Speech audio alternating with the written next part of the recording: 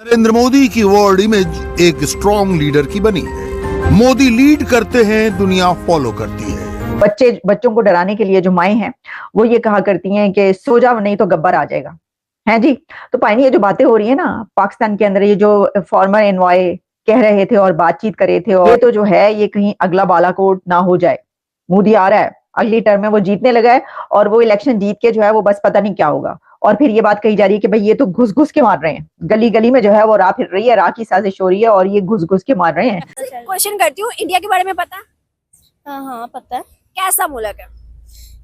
हमारा दुश्मन है। चाय वाला है, लेकिन वो चाय वाला जो है काम तो कर रहा है ना। ये तो नहीं है ना कि हमारी तरह 35-35 40-40 साल हुकूमत करके जो अपने ही एरिया को बस डेवलप करके वो कहें जी हमने पाकिस्तान को ऐसा बना दिया है कि एक तो ये कि जालिमों मोदी आ रहा है और दूसरा ये कि वो बच्चों को कहा जाए आप सो जाओ नहीं तो मोदी आ जाएगा। ऐसी सिचुएशन हो चुकी है जनाबे आला, भाई ये हो जाएगा वो हो जाएगा, तो उससे तो यही लगता है चूड़ियां पहन लें आप, या तो चूड़ियां पहन लें या फिर वही बात कि गब्बर के आ जाएगा सो जाएं। नमस्कार दोस्तों, जय हिंद। हमारे prime minister Shri Narendra Modi ji UAE के लिए गए हैं। COP28 को अटेंड करने के लिए मोदी जी ने वहां पर प्रस्थान किया है। वहां के इंडियन डायस्पोरा ने हमारे प्राइम मिनिस्टर का काफी बढ़िया तरीके से और बहुत ही सुंदर तरीके से उनका स्वागत किया। यहाँ तक कि रिप्रेजेंटेटिव ने काफी अच्छे तरीके से मोदी जी को वेलकम किया। पाकिस्तान में एक वीडियो क्लिप काफी वायरल हो रहे हैं, जहाँ पर जब भी मोदी जी किसी भी देश में जाते हैं तो वहां पर रहने वाले हमारे भारतीय मोदी जी का काफी बढ़िया तरीके से और बहुत ही सुंदर तरीके से आदर पूर्वक उनका स्वागत करती है। यह दृश्य देखने लायक होता है। पर यूएई में अभी पाकिस्तान के प्राइम मिनिस्टर भी गए हैं, पर दोनों का जाने का मकसद काफी अलग है। हमारे प्राइम मिनिस्टर मोदी जी वहां पर पर्यावरण पे बात करने जा रहे हैं। पर्यावरण को हम कैसे बचा सकते हैं उसके ऊपर अपने 2 शब्द कहने जा रहे हैं। और दूसरी ओर पाकिस्तानी प्राइम मिनिस्टर जहां भी जाते हैं उनका तो हिस्ट्री है कि वो पहले बोलते हैं कि हम पैसे के लिए नहीं आए हैं, और तब हाथ आगे खड़ा कर अपने देश को बचाने के लिए और थोड़ा सा कर्जा ले लेते हैं। पाकिस्तान में ये वीडियोस काफी शेयर हो रही है, पर पाकिस्तानी लोग जलते हैं कि भारत के लोग काफी सुखी है। वो कहते हैं कि भारतीय मुसलमान पाकिस्तान आना चाहते हैं, पर जब उनका सामना सच के साथ होता है तो भारतीय मुसलमान पाकिस्तानी मुसलमानों से काफी अच्छी जिंदगी जी रहे हैं। ये देखकर भी उनको जलन होती है। जो सेल्फ रिस्पेक्ट है ना वो मोदी में है, जो कि हमारे लीडर्स में बिल्कुल भी नहीं है। वो जाते हैं तो जाके कहते हैं कि हम मांगने नहीं आए हुए, मैं यहाँ पे मैं मांगने नहीं आया हुआ। तो जब आपने जाके अपना इंटरव्यू ये करवाना है टर्की जैसे ममालिक में, तो फिर मेरे ख्याल में फिर यही जो है ना वो सर्कमस्टांसेस और कॉन्सिक्वेंसेस ऐसे ही होंगे। मोदी में किस तरह की खुददारी है? लाइक उसको आप सेल्फ रिस्पेक्ट भी बोल सकते हैं और आप उसको किसी तरह ना हकार भी बोल सकते हैं, क्योंकि वो बहुत ज्यादा हद तक ना अपने आप में रहता है। अगर आप वर्ल्ड कप की बात करें तो रिसेंटली अभी वर्ल्ड कप हुआ है जो इंडिया और ऑस्ट्रेलिया में फाइनल हुआ है, तो वो जीता है ऑस्ट्रेलिया, और जो मतलब कि ट्रॉफी देनी थी वो मोदी ने देनी थी। तो अभी इंडिया हारा हुआ था फाइनल में, मोदी गया उसने जाके कोई बात नहीं की, पैट कमिंस को उसने ट्रॉफी दी है और खुद वो चला गया है। की भी दी थी? तब की नहीं दी है उसको, नहीं, ऐसे किया था मतलब बस वो बस एक जो है ना सरसरी सा वो चला गया। वो पैट कमिंस वैसे ही वहां पे खड़ा हुआ है, तो वो अपने आप में रहता है। और यही जो हरकत है ना वो उसकी मेरे ख्याल में लोगों को पसंद आती है, जो बाकी ममालिक आना भी चाहिए ना। मतलब देखें तरह तरह के लोगों को तरह तरह की जगह पे जाके खुद को प्रिटेंड करवाना कि भाई मेरे मुल्क के लिए 2 बिलियन दे दो, 1 बिलियन दे दो, 1 मिलियन दे दो। मतलब इस तरह का पीएम हो तो फिर उस कंट्री की क्या इज्जत होगी? मेरे ख्याल में तो आप यही कह रहे हैं, यही मैंने आपको पहले कहा कि ऐसे ही होएगा जब तक ये इनको पता नहीं ना चलेगा कि हमारी जियोग्राफिकल लोकेशन क्या है, हमारे पास रिसोर्सेज क्या है। उसको जब तक इन्होंने प्रॉपर जो है ना यूज नहीं ना करना, तब तक इनका यही असर रहेगा। अभी आप अगर इंडिया की आईटी कंपनी देखें तो वो पूरी दुनिया में जो आईटी कंपनी है वो इंडिया की फेमस है। इसके अलावा उनकी इकोनॉमी भी आपको पता है जो है वो वर्ल्ड लार्जेस्ट ग्रोइंग इकोनॉमी है। इस वक्त वो 3rd पे चले जाएंगे ये बाय द एंड ऑफ 2024। तो इसीलिए वो सबको वो उनके साथ इंपोर्ट और एक्सपोर्ट को अपनी कंटिन्यू रखने के लिए उनके साथ ऐसा करना पड़ता है। क्या हमारे पीएम ही वजह है जो आज 26 ममालिक ने इंडियंस को एक गिफ्ट दिया है? वो क्या कि उन्होंने 26 ममालिक ने कहा कि भाई हम आपको फ्री वीजा एंट्री देना स्टार्ट कर रहे हैं। जैसे मलेशिया ने भी दी है ऑलमोस्ट 2-3 दिन पहले 26 मुल्क हो गए हैं, और हम देख लें तो हम रोते रहते हैं, पैसे दे के भी हमारे रिजेक्शन लग जाती है अपने घर में बैठे। आप मुझ पे रहम करें, रात को मुझे काले वीगो ने उठाने आ जाना है। अब आप ज्यादा कर रही हैं, मैं बोलना नहीं चाहता। सच्चाई है, मुझे लगता है फ्रीडम ऑफ स्पीच है, इतनी तो है नहीं। यहाँ पे डेमोक्रेसी जो है ना वो बिल्कुल भी नहीं है। आप देख सकते हैं एक डेमोक्रेटिक लीडर जो है वो अभी तक जो है वो हवालात में बैठा हुआ है। तो मेरे ख्याल में जब वजीर आजम का ये हाल हो सकता है तो हमारे जैसे बंदों का क्या हाल होगा। और एक वीडियो सामने आता है जहां पर कोई भी पाकिस्तानी बच्चों को अगर पूछ लिया जाए कि भारत कैसा देश है, तो वो लोग कहते हैं कि भारत एक दुश्मन देश है।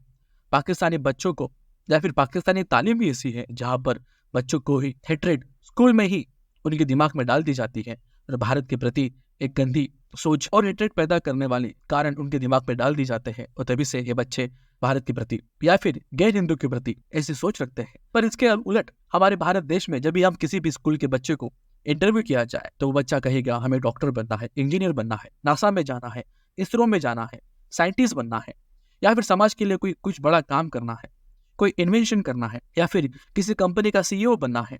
इतने सारे एग्जाम्पल्स हम भारतीयों ने हमारे बच्चों के लिए सेट करके रखे हैं, जिससे हमारे बच्चे काफी मोटिवेट होते हैं। उन्हें तो पाकिस्तान का नाम भी नहीं पता और पाकिस्तान आतंकवादी देश है भी उनको नहीं पता। इतनी अच्छी परवरिश हमने हमारे बच्चों को दी है और जब पाकिस्तानी ऐसा वीडियो देखते हैं तो वो वहाँ के मोमिनों को और मुल्लों को गाली देते हैं कि उन लोगों ने बचपन से ही लोगों को ऐसी शिक्षा दी है और इसे बताया है कि भारत एक दुश्मन देश है, बल्कि भारत आज दुनिया की हर कोने में अपना नाम कमा रहा है। अब तो इसे जोक भी बनते हैं कि जितने भी सारे कंपनी इस दुनिया में है उनके सारे CEO भारतीय है या फिर भारतीय हो जाएगी, क्योंकि भारतीयों की शिक्षा पद्धति और इनकी कैपेबिलिटी इतनी बेहतर है कि वो किसी भी काम को अंजाम दे सकते हैं। भारतीय जिस देश में जाएंगे वहां पर क्रांति लाएंगे, अपने साथ साथ लोगों को भी वहां पर रोजगार दिलाएंगे। ऐसी क्षमता हम भारतीयों में है और इसके कारण काफी सारे देश इससे जलते भी है और खासकर पाकिस्तान जो बस गधे का और आतंकवाद का एक्सपोर्ट कर सकते हैं ऐसे देश से, और हम क्या एक्सपेक्ट कर सकते हैं। कत्लेआम तो वो कर रहे, हुआ तो ऑलरेडी कर रहे, फिर वो 5वें नंबर पर कैसे आ गया अगर वो कत्लेआम कर रहे हैं तो? वो तो देखो ना, मैं मुसलमानों की उसके बारे में बात कर रहा हूँ। अगर आप उसके बारे में बात करें इंडिया के लिए तो वो बेहतर है। हाँ, इंडिया के लिए वो बेहतर है। क्योंकि मुसलमानों का कत्ल कहाँ कर रहा है? बाहर के मुल्क में जाकर। कश्मीर में। सर, कश्मीर में दुबई की सबसे बड़ी मोदी की सबसे पहले कि ये कि हवा बनाया हुआ है कि मोदी आता है तो मोदी पाकिस्तान या मुसलमानों के खिलाफ बड़े प्रोपेगेंडा ये चीज़ें करता है।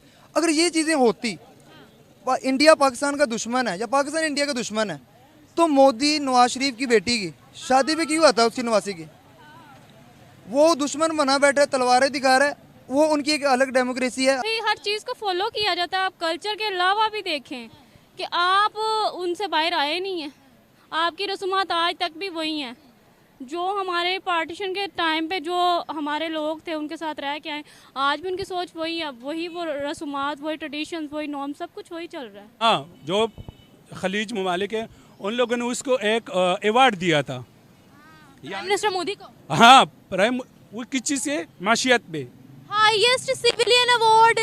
हाँ, मुझे नाम नहीं आते लेकिन वैसे देखा तो किस चीज़ पे दिया था? उस चीज़ पे। और हमारा देखो, चाहे वो हिंदुओं की हत्या की है लेकिन आज़ाद तो हैं वो। भाई मुसलमान भी वहाँ पर आज़ाद है। मुसलमान फैक्ट्स देखें ना तो वो भी वहाँ पर आज़ाद है। हमारे मुसलमानों से ज़्यादा अच्छे उनके हालात है वहाँ पर, और क्या चाहिए उनको? वो कभी आएंगे इधर?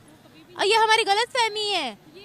ये कि अगर पाकिस्तान में कि कत्लो गारत नहीं हो रही, हम पंजाब को देखते हैं जस्ट कि पंजाब में देखते हैं कि लोग खुशहाल हैं तो पूरा पाकिस्तान खुशहाल है, ऐसी कोई बात नहीं है। अब सिंध में देखें, थर में देखें, लोग मर रहे हैं।